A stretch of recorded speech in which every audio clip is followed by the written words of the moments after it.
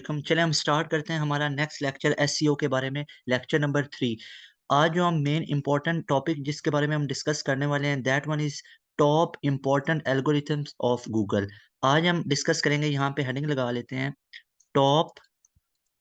मैं आपको टॉप 5 जो इम्पोर्टेंट एल्गोरिथम्स हैं, टॉप 5 इम्पोर्टेंट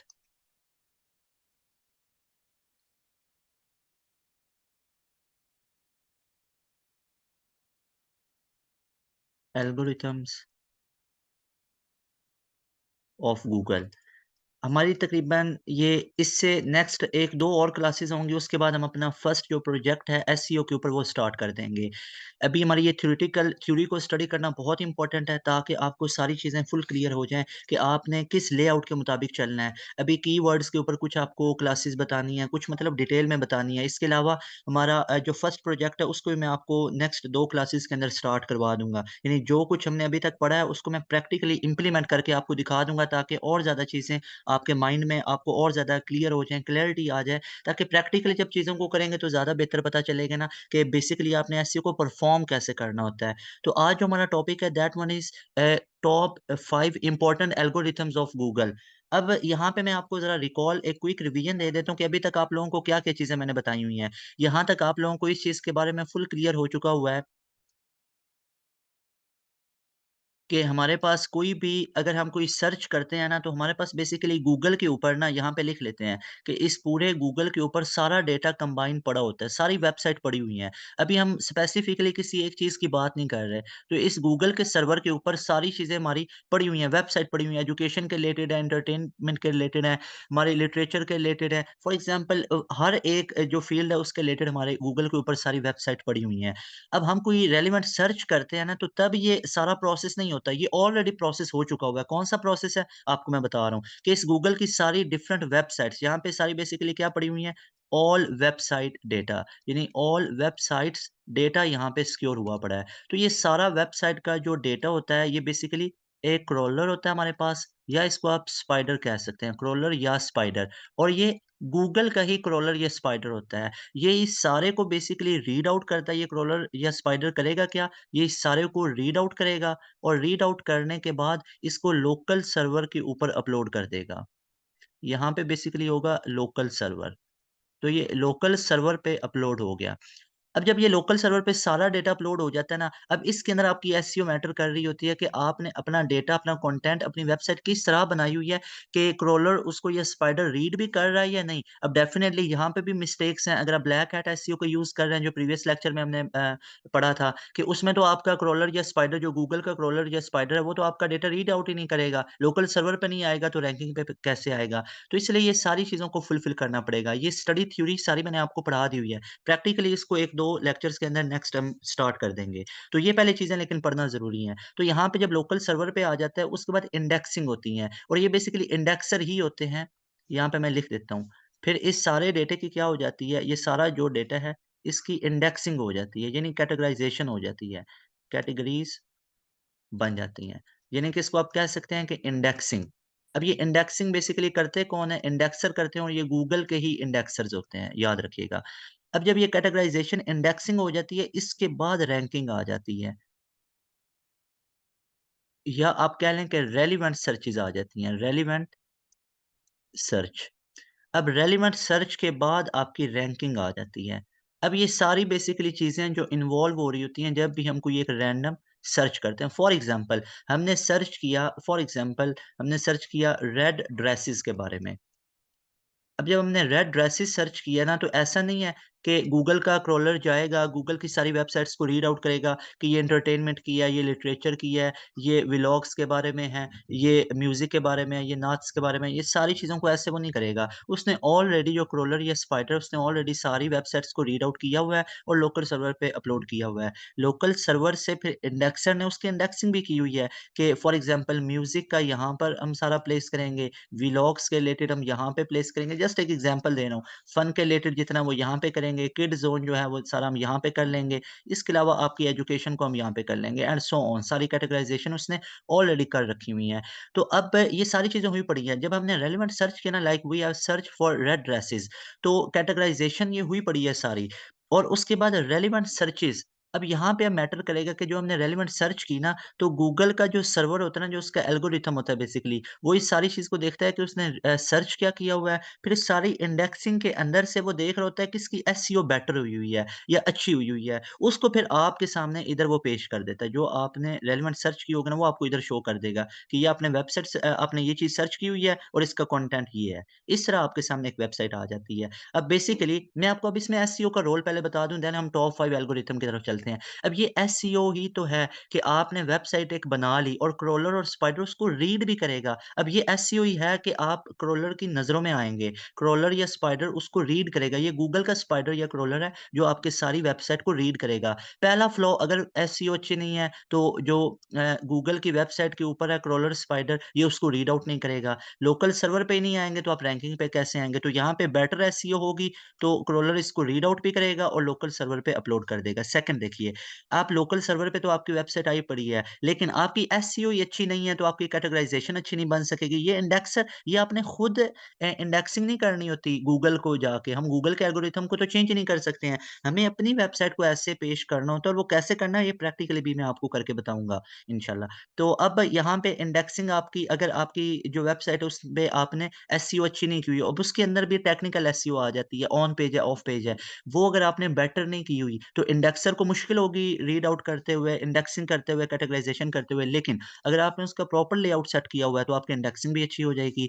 थर्ड पे फिर ये आ जाता है, जो रेलेवेंट सर्च हुई हुई है, उस पे आपने ऑन पेज और ऑफ पेज, अब आपकी ऑन पेज, ऑफ पेज आ जाती है। वो अगर आपकी अच्छी नहीं है, तो आप टॉप पे नहीं आएँगे, आपके गूगल के 2nd, 3rd, 4th या 100 जो 100 पेज होगा उसके ऊपर आप आएँगे। लेकिन अगर आपकी एसईओ अच्छी हुई होगी, तो एक तो आपको क्रोलर या स्पाइडर रीड आउट करके लोकल सर्वर पे अपलोड करेगा आपका सारा डेटा। लोकल सर्वर से फिर इंडेक्सर ही उसकी कैटेगराइज़ेशन करेंगे। एक तो हम खुद इंडेक्सिंग कर रहे होते हैं ना अपनी वेबसाइट पे, दैट इज़ वेबसाइट बिल्डिंग। वो तो हम खुद वेबसाइट की बिल्डिंग कर रहे होते हैं, उसका एलएमएस ईच एंड एवरीथिंग, हर चीज़ हम सेट कर रहे होते हैं। एक गूगल खुद से इंडेक्सिंग कर रहा होता है, वो जितनी आपकी ईज़ी टू अंडरस्टैंड वेबसाइट होगी ना, मतलब कि उसकी जितनी अच्छी एसईओ होगी, उतनी अच्छी इंडेक्सिंग हो सकती है, उतना ज़्यादा आपके चांसेज़ हैं कि आप रेलेवेंट सर्चेज़ में आ सकते हैं। जब रेलेवेंट सर्चेज़ के अंदर आप आएँगे तो definitely you will be ranked, आपकी जो वेबसाइट है वो रैंक कर जाएगी।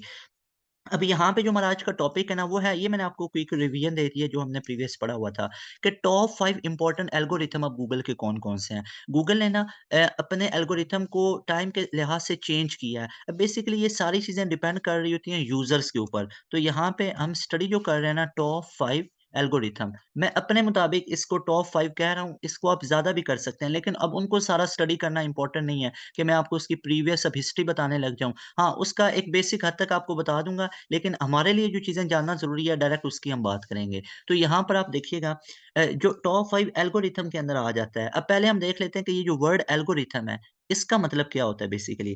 तो आप इसको ये कह सकते हैं कि एल्गोरिथम बेसिकली एक गूगल का ही सिस्टम होता है, बट ये गूगल कॉम्प्लेक्स सिस्टम होता है। कॉम्प्लेक्स सिस्टम का वर्ड हम अपने लिए यूज़ कर रहे हैं ताकि आपको समझ आ जाए कि अब इस एल्गोरिथम को you can not change at all. इसको आप चेंज नहीं कर सकते हो, आप अपनी वेबसाइट को डेफिनिटली चेंज कर सकते हो। अब अच्छा, इसका फंक्शन क्या होता है? ये algorithm is Google complex system, ये सिस्टम तो है that is used by only Google, that is only used by Google. ये सिर्फ़ गूगल ही इसको यूज़ कर सकता है। अच्छा, अब ये गूगल इसको यूज़ क्यों कर रहा होता है, आप उसको भी देख सकते हैं। टू मैनिपुलेट या टू शो, या आप कह सकते हैं टू डिलीवर, डिलीवर करने के लिए वेब पेजेज़ को। जितने भी वेब पेजेज़ होते हैं ना, उसको डिलीवर करने के लिए ये कॉम्प्लेक्स सिस्टम होता है। और ये वेब पेजेज़ होंगे क्या? ये रैंक्ड वेब पेजेज़ होंगे। ऐसा नहीं है कि हर एक वेब पेज को ये आपके सामने शो कर देगा। ये बेसिकली वेब पेजेज़ को शो करेगा, डिलीवर करेगा किसको? वेब पेजेज़ को, कौन से? जो रैंक्ड होंगे। और किधर शो करेगा? एट एससीआरपीएस। अब एक वर्ड होता है हमारे पास एसईआरपीस। अब एसईआरपीस का मतलब बेसिकली क्या होता है? इसे हम कहते हैं search engine search engine result pages. ये होता है हमारे पास एससीआरपीएस। मैं आपको बताता हूँ कि जब आपने सर्च किया ना, for example you search for red dresses, आपने सर्च कर लिया ड्रेसेस को, उसके बाद आपके सामने ये वेबसाइट कुछ इस तरह की शो हो जाती हैं। एक ऐसे वेबसाइट का नाम लिखा होता है और नीचे उसका कुछ कंटेंट होगा। डेफिनिटली फिर नेक्स्ट हमारे पास वेबसाइट आ जाती है, उसका कंटेंट आ जाता है। ये हमारे पास एक वेबसाइट आ जाती है, फिर कंटेंट आ जाता है। That one is what? That one is SCRPS. ये हमारे पास एससीआरपी होता है, सर्च इंजन रिजल्ट पेजेस। ये आपके पास सर्च इंजन रिजल्ट पेजेस पूरा आ जाता है। That one is SERPs. ये आपने याद रखना है। अच्छा जी। अब इस एससीआरपीज़ पे आप कैसे आएँगे? एक तो डेफ़िनेटली हमें इसके एल्गोरिथम को स्टडी करना पड़ेगा, वो देखना पड़ेगा कि एल्गोरिथम हैं कौन-कौन से। उसके मुताबिक अब डेफ़िनेटली हम एल्गोरिथम को चेंज नहीं कर सकते। क्यों? क्योंकि ये कॉम्प्लेक्स सिस्टम होता है that is only used by Google. ये गूगल से यूज़ किया जाता है, गूगल इसको चलाता है, हम इसको चेंज नहीं कर सकते। हमें सिर्फ़ इसको समझ कर इसके मुताबिक चलना है ताकि हमारी ये वेबसाइट इस तरह रैंक हो जाए। तो इसको हमने देखना है। अब यहाँ पे थोड़ा-सी मैं आपको हिस्ट्री के बारे में बता देता हूँ कि ये जो एल्गोरिथम थे ना बिफ़ोर 2011, अगर हम बात करते हैं ना 2011 से पहले की, तो बिफ़ोर 2011 2011 से पहले जो गूगल का एल्गोरिथम था ना, वो इतना ज़्यादा मॉडिफ़ाई नहीं हुआ था। यानी गूगल का जो हमारे पास एल्गोरिथम था ना, उसने इतना ज़्यादा अंदर चेंजिंग वग़ैरह या इतना ज़्यादा कोई चीज़ों को डिस्कस नहीं किया हुआ था। 2011 में सबसे पहले एक एल्गोरिथम आता है और उसका नाम होता है पैंडा। पैंडा सबसे पहले आता है और ये अराउंड फ़ेब 2011 के अंदर 2011 के अंदर आता है। अब इससे पहले ना 2011 से पहले ऐसे ही होता था कि आपके पास कीवर्ड स्टफिंग हुई पड़ी है, वो भी रैंक हो सकती थी। कीवर्ड स्टफिंग की वजह से कीवर्ड स्टफिंग वाली वेबसाइट भी रैंक हो जाती थी। इसके अलावा अगर बैक लिंक्स बहुत ज़्यादा यूज़ किए हुए हैं, वो भी रैंक हो जाती थी। अगर थिन कंटेंट होता था, वो भी रैंक हो जाती थी। तो ये सारी चीज़ें ऑलरेडी पहले हो रही थी। तो इस तरह ना यूज़र्स को बड़ी परेशानी हो रही थी। और जितने भी हमारे पास स्पैमिंग लिंक्स होते थे, वो सारे बेसिकली स्पैमिंग लिंक्स वगैरह बहुत ज़्यादा चीज़ें, तो सारी ये फ्लॉज़ पाई जाती थी वेबसाइट के ऊपर लेकिन फिर भी वो रैंक हो जाती थी। इससे होता क्या था? इससे यूज़र्स एक्सपीरियंस यानी जो यूएक्स होता था दैट वाज़ वेरी बैड, वो बहुत ज़्यादा बैड हो जाता था। उस वजह से अब गूगल के यूसेज में कमी आ सकती थी, गूगल को लॉसेस हो सकते थे, तो डेफ़िनिटली 2011 के अंदर इस चीज़ की ज़रूरत आई थी कि एक एल्गोरिथम होना चाहिए कि जितने कीवर्ड स्टफिंग है, इसको रिमूव करना चाहिए, ऐसी वेबसाइट्स को ब्लॉक करना चाहिए, जो बैक लिंक्स ज़्यादा यूज़ कर रहे हैं, उनको ब्लॉक करना चाहिए, स्पैमिंग लिंक्स को करना चाहिए। No doubt back link is not a bad thing, लेकिन मैं यहाँ पे बात करूँ जो स्पैमिंग बैक लिंक्स हैं, थिन कंटेंट वाली, जो डुप्लीकेट वाली, जो प्लेजरिज़्म वाली होती हैं, तो वो प्लेजराइज़्ड जो हमारे पास कंटेंट होता है, ये सारी चीज़ों को बैन करना चाहिए, उनको ब्लॉक करना चाहिए।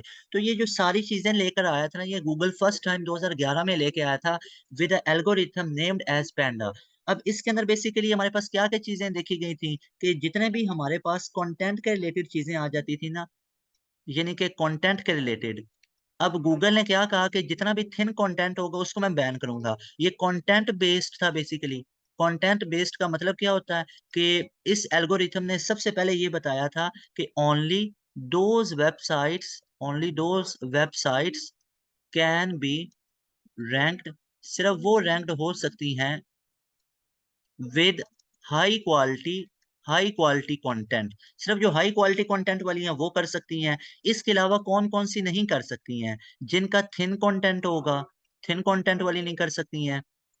इसके अलावा जिन्होंने काफ़ी ज़्यादा डुप्लीकेशन की होती है, जिन्हें डुप्लीकेसी पाई जाती है, डुप्लीकेट कंटेंट है, वो भी रैंक नहीं कर सकते। तो बेसिकली ये जो एल्गोरिथम आया था ना that was based on content. इसने कंटेंट को सबसे पहले बताया कि भई हमारा कंटेंट बड़ा मैटर कर रहा है। अगर आपने किसी का कंटेंट उठा के डाल दिया you can not rank at all, आप रैंक नहीं कर सकते हो। सबसे पहली जो चेंज आया था, मेजर चेंज ये आया था, ये पांडा एक एल्गोरिथम था, गूगल ने इंट्रोड्यूस किया था कि भई आज के बाद जितने भी ये सारी चीज़ें नहीं, इस पांडा के अंदर बेसिकली एल्गोरिथम में मैं आपको बता रहा हूँ कि इन सारी चीज़ों को फुलफिल किया गया था, इन चीज़ों को हटाया गया था।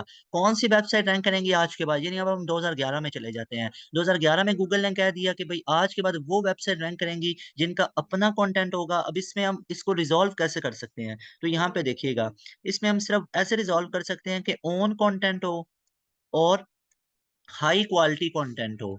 आपका हाई क्वालिटी कंटेंट होना चाहिए और आपका अपना कंटेंट होना चाहिए, तभी आप रैंक कर सकते हैं। ये सबसे पहले 2011 में गूगल ने इंट्रोड्यूस किया था और ये एक बड़ी अच्छी चीज़ थी। अब वो सारी वेबसाइट्स को ब्लॉक कर दिया गया जिन्होंने एक-दूसरे का कंटेंट कॉपी किया हुआ था, प्लेजराइज़्ड जो कंटेंट होता था, ये जिन्होंने डुप्लीकेसी की हुई थी, तो वो सारा यहाँ पे फ्लॉज़ उनके अंदर आ जाते हैं।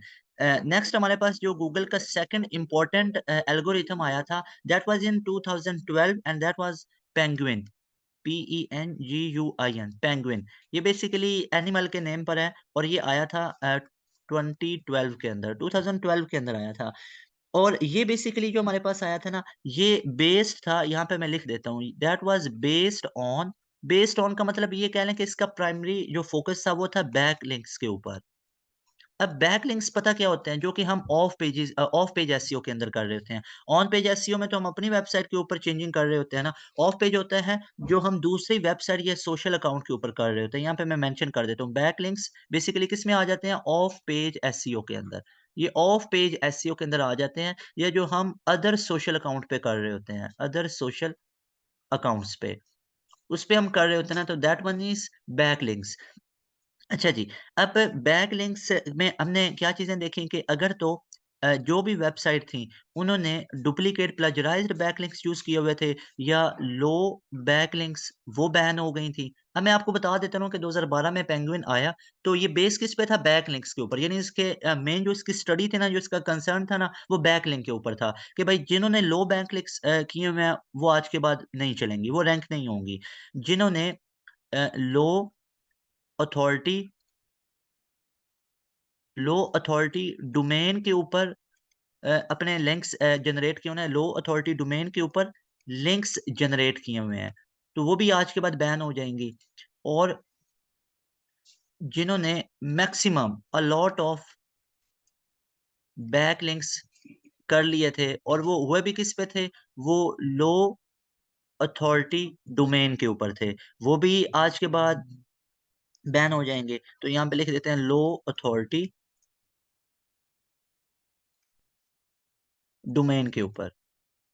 अच्छा जी। इसके अलावा जिन्होंने लिंक स्पैमिंग की हुई थी, लिंक स्पैमिंग एक-दूसरे के लिंक्स को कॉपी पेस्ट किया हुआ था बहुत ज़्यादा, ये सारी आज के बाद वेबसाइट्स क्या हो जाएँगी? बैन हो जाएँगी। 2012 में ये डिसीजन हुआ। अच्छा, अब हमें इसको डील कैसे करना है ना, तो देखते हैं how to deal it, how to deal with it.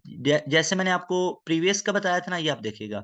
Previous का मैंने आपको बताया है कि इसको डील कैसे करना है। अपना कंटेंट बनाइए, हाई क्वालिटी कंटेंट लगाइए, तो आप पैंडा के एल्गोरिथम के मुताबिक बिल्कुल ठीक हैं। तो अब हम बेसिकली गूगल का एल्गोरिथम स्टडी कर रहे हैं ना, कि गूगल कैसे हमारी वेबसाइट्स को रैंक करेंगे। अपना कंटेंट होगा, हाई क्वालिटी होगा और ये गूगल के एल्गोरिथम में कौन-सा एल्गोरिथम कहता है? पैंडा कहता है। तो इसके मुताबिक हम बिल्कुल ठीक हैं, अगर हम अपना कंटेंट डाल रहे हैं और हाई क्वालिटी कंटेंट डाल रहे हैं। उसके बाद गूगल का एक एल्गोरिथम आ जाता है पेंगुइन। अब ये किसको डील करता है? बैकलिंक्स को। तो कैसी-कैसी वेबसाइट हमारी बैन होंगी? अगर हम लो क्वालिटी लो अथॉरिटी डोमेन का बैकलिंक्स यूज़ करेंगे, अ लॉट ऑफ बैकलिंक्स करेंगे, लिंक स्पैमिंग करेंगे और इस वजह से हमारा जो वेबसाइट है वो बैन हो सकते हैं या आप इसको कह लें कि वो रैंक नहीं करेंगे। कैसे डील करेंगे? डेफिनिटली हमें हाई अथॉरिटी डोमेन। अब आजकल आपको पता है, इसको मैं ज़रा एक्सप्लेन कर देता हूँ, देखिएगा कि हाई अथॉरिटी डोमेन के ऊपर आपने लिंक्स जनरेट करने हैं। अब बेसिकली आज के दौर में ना, यानी मैं इस 2023 की बात कर रहा हूँ, जब ये लेक्चर मैं आपको भी पढ़ा रहा हूँ। आज के दौर में काफ़ी ज़्यादा डोमेन होस्टिंग के लिए वेबसाइट्स मौजूद हैं।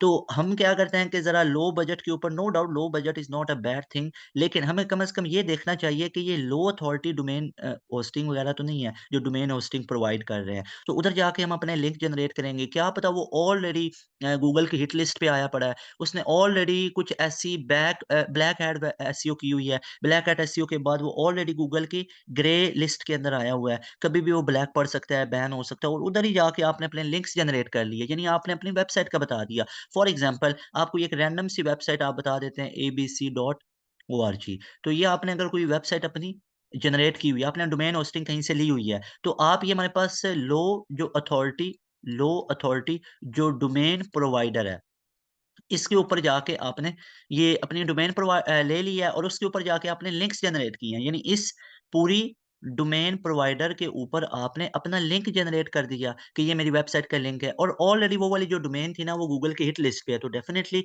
अगर आप उसी से डोमेन ले रहे हैं, तो वो तो लो अथॉरिटी है।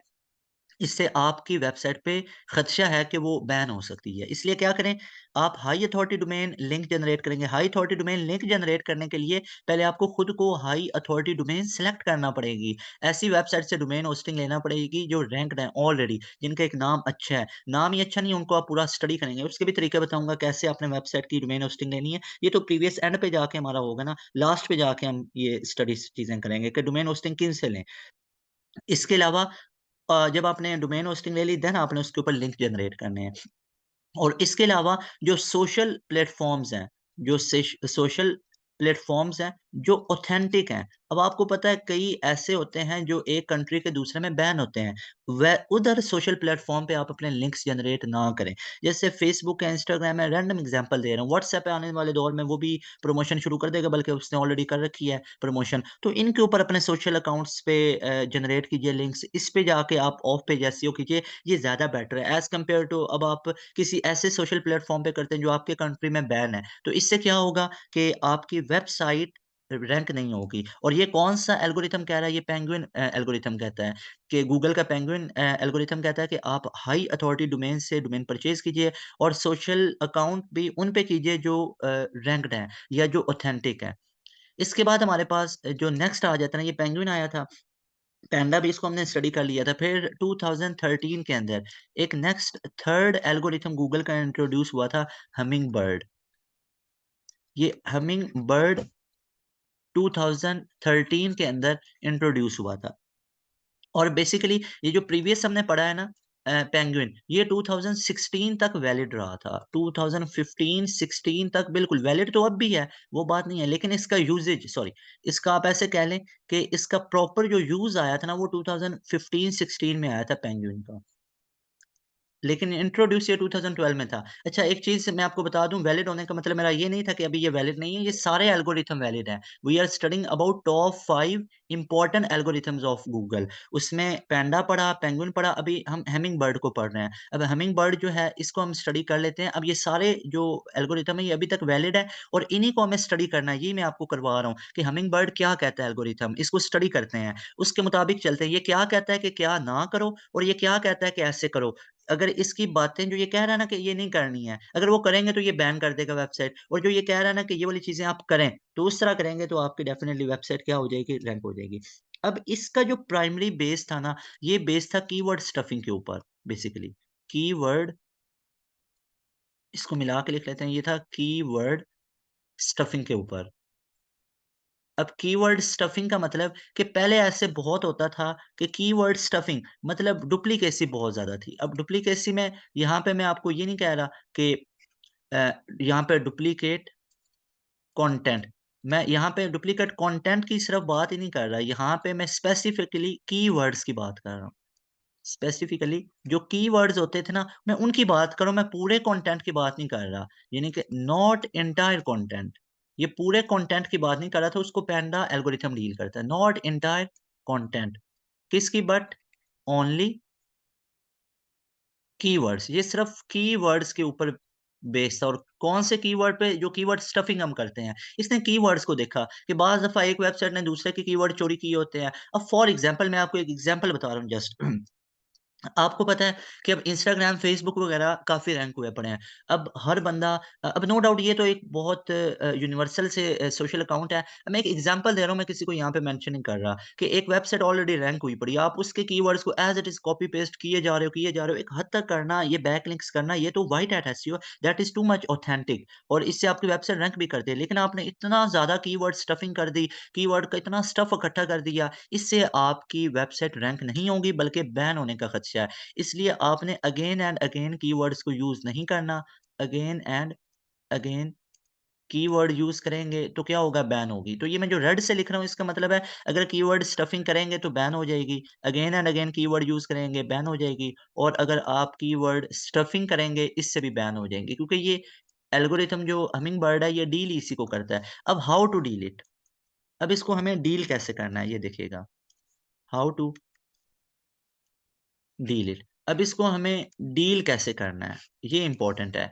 डील करने के लिए अब देखिएगा मुझे अब बताने की ये ज़रूरत नहीं रही, अब आपको पता चल गया होगा कि डील ऐसे करना है कि एक लिमिट के अंदर इन अ लिमिट यूज़ ऑथेंटिक जो ऑथेंटिक कीवर्ड्स हैं, मैं ओन कीवर्ड्स नहीं कह रहा कि अपने कीवर्ड डेफ़िनिटली आपको कीवर्ड वो तो एक्सिस्टिंग ही होंगे कीवर्ड्स, लेकिन ऑथेंटिक कीवर्ड यूज़ करने हैं और किसके अंदर रह के लिमिट्स के अंदर रहकर। और उसके बाद आप देखिएगा आप वो करेंगे जो ऑलरेडी ऑलरेडी रैंक्ड है ना, ये मैं आपको बताता हूँ, जो ऑलरेडी रैंक्ड है, वो भी आप कीवर्ड यूज़ कर सकते हैं। या इसके अलावा अगर आपके पास ट्रैफ़िक काफ़ी आ रही है। वो ट्रैफ़िक ले आने की चीज़ें भी तो बताऊँगा ना, तभी तो हमारी वेबसाइट रैंक होगी। तो जो हमारे पास लो कॉम्पिटिशन वाले, ये ज़रा प्रैक्टिकल चीज़ की बात हो रही है, जो लो कॉम्पिटिशन वाले जो कीवर्ड्स होते हैं ना, उनको आप ज़्यादा यूज़ करेंगे। जो हाई कॉम्पिटिशन वाले कीवर्ड्स हैं, वो तो ऑलरेडी हाई कॉम्पिटिशन में, उससे रैंकिंग नहीं होगी। उससे जो ऑलरेडी रैंक की हुई हैं, वो दोबारा रैंक होती रहेंगी। तो ये 3 चीज़ें हैं। ये जो लास्ट में मैंने लिखी है ना, ये प्रैक्टिकल बात मैंने लिखी है कि लो कॉम्पिटिशन वाले कीवर्ड्स हम यूज़ करेंगे। कैसे करेंगे? प्रैक्टिकली करके बताऊँगा। ये पूरी पहले स्टडी आप कर लेना, ताकि आपको सारे एल्गोरिथम वगैरह का पता चल जाए, देन हम उसका प्रैक्टिकल परफ़ॉर्म करेंगे। जो नंबर 4 पे हमारे पास एल्गोरिथम आया था दैट वाज़ इन 2015, ये 2015 के अंदर आया था, दैट वाज़ रैंक ब्रेन। ये हमारे पास नंबर 4 पे आ जाता है। नंबर 4 पे आया था एल्गोरिथम रैंक ब्रेन। अब बेसिकली यहाँ पे ना जो रैंक ब्रेन है, ये आया किसमें था, ये यहाँ पे लिख देते हैं, ये 2015 के अंदर इंट्रोड्यूस हुआ था। अब बेसिकली रैंक ब्रेन है क्या? यहाँ पे पहले इसको देख लें। Rank brain is basically a machine learning, आप इसको कह सकते हैं, that is a machine learning algorithm. ये मशीन लर्निंग एल्गोरिथम है हमारे पास, दैट अब डेफिनिटली एल्गोरिथम है, तो दैट यूज्ड बाय गूगल, तो इसको गूगल ही यूज़ करेगा, दैट यूज्ड बाय गूगल। अब क्यों करने के लिए? टू सॉर्ट आउट, ये बड़ा important, to sort out search results. तो ये फिर बेस किस पे किया? ये आपकी रैंकिंग पे बेस किया। यानी अब ये वो एल्गोरिथम है जो बेस्ड होगा, मैं यहाँ पे लिख देता हूँ, that will be based on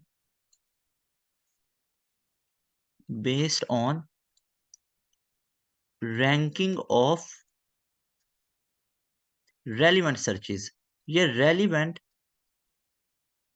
searches पे बेस करता है कि आपका कंटेंट कितना रेलेवेंट है। मैं आपको यहाँ पे एक चीज़ क्लियर करके बताता हूँ। आप लोगों की वेबसाइट जिस तरह है ना, आप वैसा ही दिखाइए। यानी अब ऐसा नहीं है, मैं आपको बेस्ट एग्ज़ाम्पल बताता हूँ, जैसे थंबनेल होते हैं, यूट्यूब के थंबनेल्स हैं। अब ऊपर थंबनेल में आपने बाकायदा लिख दिया, फॉर एग्ज़ाम्पल आपने लिख दिया कि collection of all red dresses, और अंदर आपने दिखा उसका मिक्सचर दिया, आपने प्रॉपर ना दिखाया। आपने ऊपर लिख दिया कि फलाँ क्लास का रिज़ल्ट अनाउंस हो गया, अंदर आपने और कुछ बता दिया। इस तरह करके आप जो चीज़ें पहले करते थे ना, ये 2015 से पहले ये वेबसाइट रैंक कर जाती थी। लेकिन 2015 में ना, ये गूगल ने एक एल्गोरिथम डेवलप कर दिया रैंक ब्रेन के नेम से, कि वही वेबसाइट अब आज के बाद रैंक होंगी जिनका रेलेवेंट कंटेंट होगा अकॉर्डिंग टू देयर नीच।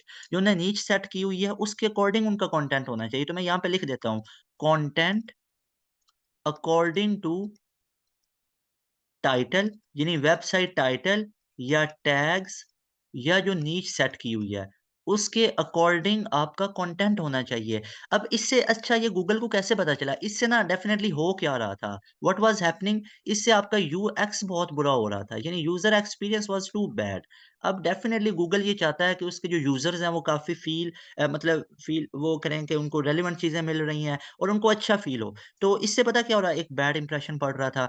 लोग कुछ सर्च करते थे, आगे कुछ चीज़ें आ जाती थी। मतलब इससे मुराद है कि काफ़ी हद तक सिमिलैरिटी होती थी 50, 60, 70% तक। तो फिर 2015 में आके ना गूगल ने इस चीज़ को टोटली ख़त्म कर दिया। अब आज के बाद आप जो भी सर्च करते हैं, अब आपको पता है एग्ज़ैक्ट ए टू ज़ी वही चीज़ें आपके सामने आ जाती हैं गूगल के ऊपर। क्यों? क्योंकि ये रैंक ब्रेन एक एल्गोरिथम इसने गूगल ने इंट्रोड्यूस किया था 2015 के अंदर, कि आज के बाद हम सिर्फ़ उसी कंटेंट, उसी वेबसाइट को रैंक करेंगे जिनका कंटेंट उनके टाइटल के मुताबिक, टैग्स के मुताबिक या what they are offering according to that उनका कंटेंट होगा। हम उन्हीं को रैंक करेंगे, ये गूगल के एल्गोरिथम ने कहा था। मैं अगेन बता दूँ, we can not change at all the algorithms of Google, but we can change, we can modify, we can do SEO, better SEO in our own website, so that we can rank in algorithm, in top 5 algorithm. In top 5 algorithm में आप rank करेंगे, definitely you will be ranked at Google. आप Google पे rank कर जाएँगे। तो ये भी आपको क्लियर हो गया। इसको अब डील कैसे करना, हाउ टू डील, वो मैं आपको बता दिया, हाउ टू डील।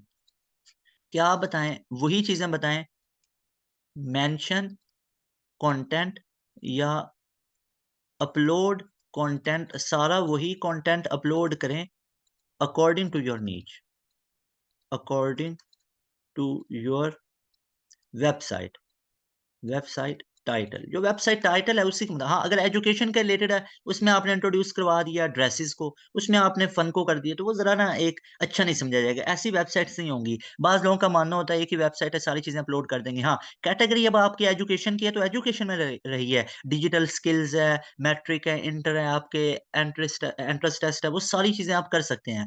फन के रिलेटेड है, उसमें आप म्यूज़िक वगैरह, अपने व्लॉग्स वगैरह, आपके डांसिंग ये वो सारी चीज़ें आप वो कर सकते हैं, उसमें कोई इश्यू नहीं है। क्योंकि आपका वो है ही म्यूज़िक के रिलेटेड सारी चीज़ें आ जाएगी। लेकिन अगर आपने म्यूज़िक के रिलेटेड एजुकेशन कर दिया, एजुकेशन के अंदर म्यूज़िक वाली चीज़ें कर दी, लिटरेचर ये वो ये सारी आ सकती हैं। लेकिन अगर आपने एक दूसरे को अंदर मिक्स अप कर दिया तो ये गूगल का एल्गोरिथम कौन-सा है रैंक ब्रेन, ये उसको अच्छा कंसीडर नहीं आपकी वेबसाइट को करेगा, जिससे आपकी वेबसाइट रैंक नहीं होगी। अब जो हमारे पास से लास्ट पे आ जाता है ना, जो अभी लेटेस्ट अपडेट आई है, वो हमारे पास नंबर 5 पे एल्गोरिथम आ जाता है, that is page experience update. Page experience update. ये बेसिकली आई है 2021 के अंदर, ये लेटेस्ट अपडेट है। एक अभी भी आई हुई है सितंबर 2023 के अंदर आई है, अभी वर्किंग के अंदर है तो उसको मैं यहाँ पे मेंशन नहीं करता हूँ। तो बहरहाल जो पेज एक्सपीरियंस अपडेट है, ये बेसिकली हमारे पास क्या करता है, ये बेसिकली इम्प्रूव करता है overall that this algorithm improves ये इम्प्रूव करता है बेसिकली किन-किन चीज़ों को इम्प्रूव कर रहा है। ये क्वालिटी को इम्प्रूव कर रहा है। अब मैं बताता हूँ कि ये इम्प्रूव भी क्यों कर रहा है। ये रेलेवेंस को कर रहा है इम्प्रूव और ये ओवरऑल जो यूज़र्स एक्सपीरियंस है, ये ओवरऑल यूज़र एक्सपीरियंस को क्या कर रहा है, इम्प्रूव कर रहा है, ठीक है? और यूज़र एक्सपीरियंस को भी इम्प्रूव कर रहा है और जितने भी सर्च रिज़ल्ट्स हैं, उनको ये इम्प्रूव करता है। तो डेफ़िनेटली ये एक बहुत आउट क्लास एक अपडेट आई है। काफ़ी अपडेशन ये अच्छी है पेज एक्सपीरियंस अपडेट की। इसमें ओवरऑल यानी कि अब इसमें पता क्या हो रहा है, इसके अंदर आपकी टेक्निकल एसईओ आ जाती है। तो यहाँ पे मैं ना बेसिकली इसको मेंशन कर देता हूँ कि इस पूरे के अंदर हमारी क्या आ रही है, टेक्निकल एसईओ आ रही है कि आपकी जो वेबसाइट है, उस वेबसाइट की लोडिंग स्पीड कितनी है, यानी लोड पेज स्पीड कितनी है, आपका स्टे टाइम कितना आ रहा है पर यूज़र, इसके अलावा उसको इंडेक्सिंग वगैरह उसकी कैसी है, इसमें आप ये सारी चीज़ें ऐड कर सकते हैं, यानी कि कैटेगराइज़ेशन, कैटेगरीज़ उसकी कैसी हैं। अब ये वो वाली एसईओ है। अब ये टोटली डिपेंड करती है, यहाँ पे मैं लिख देता हूँ कि दिस टोटली डिपेंड्स अपॉन अब अल्टीमेटली तो गूगल के लिए सबसे इम्पोर्टेंट कौन से हैं? उसके यूज़र्स। यूज़र्स ही इम्पोर्टेंट है ना कि उनको क्या अच्छा लग रहा है, क्या बुरा लग रहा है। तो ये टोटली डिपेंड्स करती है ऑन यूज़र एक्सपीरियंस। ये यूज़र एक्सपीरियंस के ऊपर डिपेंड कर रही है कि आया कि यहाँ पर लोग ज़्यादा ठहर रहे हैं, इसको अच्छा काउंट कर रहे हैं, इस पे रिव्यूज़ अच्छे दे रहे हैं। इसमें मेरा मतलब बिल्कुल ये नहीं कि रिव्यूज़ अच्छे होंगे तो रैंक हो जाएगी, नॉट एट ऑल। इस पे तो आप हज़ार बंदे को कह दें इस पे रिव्यूज़ अच्छे दे रहे हैं, हाँ, तो वो रिव्यूज़ देके चले गए, रैंक नहीं होगी। रैंक वो होगी जिस पे रैंडम ट्रैफ़िक आ रही है और उस पे स्टे कर रही है, उसकी सर्चिंग कर रही है, उसको स्क्रॉल डाउन कर रही है, स्क्रॉल अप कर रही है, उसके अबाउट सेक्शन में जा रही है, उसके मेन्यू ये वो सारी चीज़ों को खुद देख रही है। जैसे कई वो वेबसाइट्स ऐसी होती हैं खुद दिल कर रहा होता है कि इसको पूरी चीज़ को स्टडी करें। बाज़ दफ़ा आपकी एजुकेशन की अगर फ़ील्ड है ना, तो एजुकेशन के अंदर उन्हें इतनी आउट क्लास वेबसाइट्स की होती हैं कि खुद दिल कर रहा होता है कि ये सारी चीज़ों को बंदा एक दफ़ा रीड आउट करे एज़ अ स्टूडेंट। तो वो अगर आपकी वेबसाइट ऐसी है ना, उस पे ट्रैफ़िक का जो यूज़र्स का स्टे टाइम बढ़ रहा है, स्पीड भी कम है लोड होने की, मतलब जल्दी से लोड पेज हो जाता है और यूज़र्स का स्टे टाइम भी ज़्यादा अच्छा है, तो वो आपकी वेबसाइट अच्छी होगी। और ये आप करेंगे कैसे? That one is definitely technical SEO और ये टेक्निकल एसईओ आपको मैं करके दूँगा। तो यहाँ पे हमारा ये लेक्चर वाइंड अप हो जाता है। Today we discuss top 5 important algorithm of Google. अब ये स्टडी करना बहुत इम्पोर्टेंट है क्योंकि आपको जब पता होगा ना कि गूगल के एल्गोरिथम हैं कितने और वो क्या-क्या कुछ कह रहे हैं, उनकी ज़ुबानें क्या-क्या हैं, वो क्या कह रहे हैं, वो क्या बोल रहे हैं। तो वो मैंने आपको उनकी बातें बताई हैं कि गूगल के एल्गोरिथम ये कुछ कह रहे हैं कि ऐसे करेंगे तो आपकी वेबसाइट रैंक होंगी, ऐसे करेंगे तो आपकी वेबसाइट रैंक नहीं होंगी। ले आज से हमें पता चल गया कि कौन-सी चीज़ों को हमने परफ़ॉर्म करना है और कौन-सी चीज़ों को परफ़ॉर्म नहीं करना। अब जब मैं बात करूँगा ना कि ये गूगल के एल्गोरिथम के खिलाफ है, तो आपको फ़ौरन क्लिक हो जाएगा। Either whether it is Panda algorithm और पेंगुइन है, हमिंग बर्ड है या पेज एक्सपीरियंस के रिलेटेड आ जाता है या रैंक ब्रेन के रिलेटेड, ये कौन-सा एल्गोरिथम है, जिसके ये खिलाफ बात है या कौन-सा ये ऐसा एल्गोरिथम है, जिसके हक में ये बात है, जो ये कह रहा है कि ये ऐसा करना है। अब गूगल को कोई फ़र्क नहीं पड़ने वाला, फ़र्क हमारी वेबसाइट को पड़ने वाला है। अगर इस एल्गोरिथम के मुताबिक चलेंगे तो वेबसाइट्स रैंक होंगी, अगर नहीं चलेंगे तो वेबसाइट्स रैंक नहीं होंगी। तो उम्मीद करता हूँ कि ये आज के लेक्चर में आपको ये एल्गोरिथम और एल्गोरिथम कितने हैं गूगल के ये क्लियर हो चुका होगा। आई रिपीट के मैनी एल्गोरिथम्स हैं, लेकिन मैंने यहाँ पे वो एल्गोरिथम स्टडी करवाए हैं आपको जो कि आपके लिए जानना ज़रूरी है और जिनको स्टडी करने के बाद आप अपनी एक वेबसाइट को अच्छा खासा रैंक कर सकते हैं। अब जो नेक्स्ट हमारा लेक्चर होगा ना 1-2 लेक्चर के बाद मैं आपको प्रैक्टिकल प्रोजेक्ट करवाना शुरू कर दूँगा। यानी फर्स्ट प्रैक्टिकल प्रोजेक्ट इंशाल्लाह हम नेक्स्ट 2 क्लासेस के अंदर परफ़ॉर्म करेंगे। या इससे अगली क्लास में या उससे अगली क्लास में। अपना ख़्याल रखिएगा, दुआ में याद रखिएगा। अल्लाह हाफ़िज़।